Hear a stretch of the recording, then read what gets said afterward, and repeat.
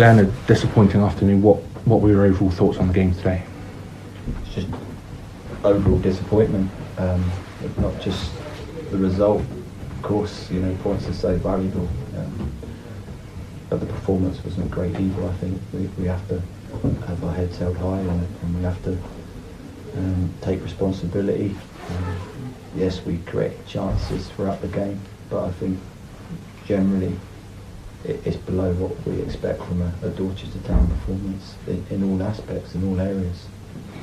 Obviously, a good win last week. How disappointing was it not to be able to back that up again today with another point or another 3 points? I think that's the story of our season. Inconsistency is the reason why we are where we are. We had an opportunity today to build some back-to-back wins. Generally, we're better at home than we are away, so it is a massive missed opportunity. We were full of confidence. We was quite buoyant in our approach, and perhaps that was one lapse in our play that we expected to turn up today and then grab the points.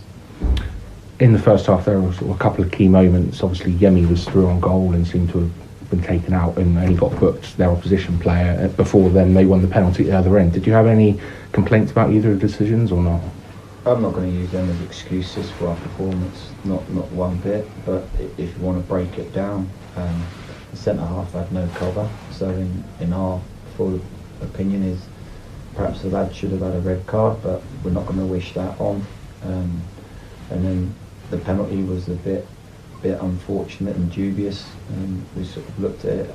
Buckers has won the header, and it's to deflection off the lad's on the wrong side of Sawsey, and then it's a penalty, and then they crack a free kick in from 35 yards, and before you blink, you're 2-0 down.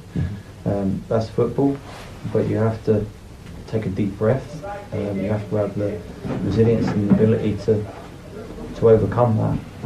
And I think if our performance did that, I think I'd be okay with it. But I don't think our performance did that, so I'm not even going to look for that as an excuse, not one bit.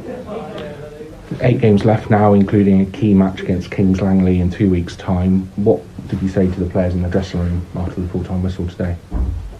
We haven't exchanged too many words, in all honesty, but there's a huge amount of silence around the dressing room. We would rather go away from here and analyse it, review it, and then be a little bit more conservative with our approach and give some detail and hopefully some real good words that's going to help us turn this around, because as you said, you can't shy away from the magnitude of the fixtures that are over the horizon. So we'll take stock, and hopefully the players will. We certainly will as a management team, and we certainly will as a club. There's all to play for. We're still in a not a fantastic position, but we still believe it's in our hands. So it's up to us to do something about it. So we go across here and we'll be in Tuesday, and that's when we'll start to address it properly. Finally, it's a blank weekend next week with no game. Does that help, or would you sooner had a game to go straight into after the back of this one? I think in some ways